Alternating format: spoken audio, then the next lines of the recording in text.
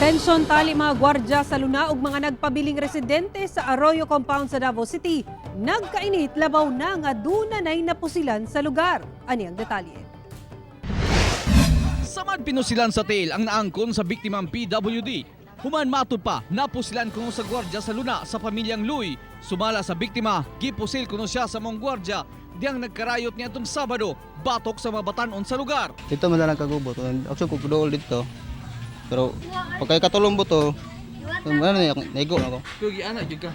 Kita ganawa nga. Itutok yung squatter. Apan, gipang himakak sa mga nagbantay sa Luna nga dili silang namusil. Oh, nakadungog bigduha ka buto. Kaya nakita na mo among tao nanagan, gigukod og tao nga nagbitbit og pusil.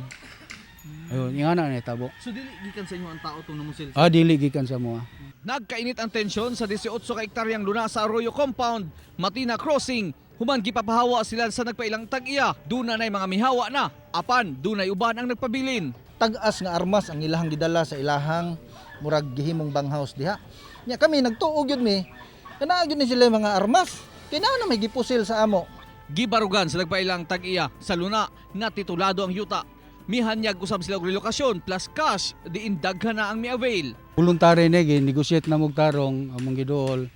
So ang uban nag-okay sila.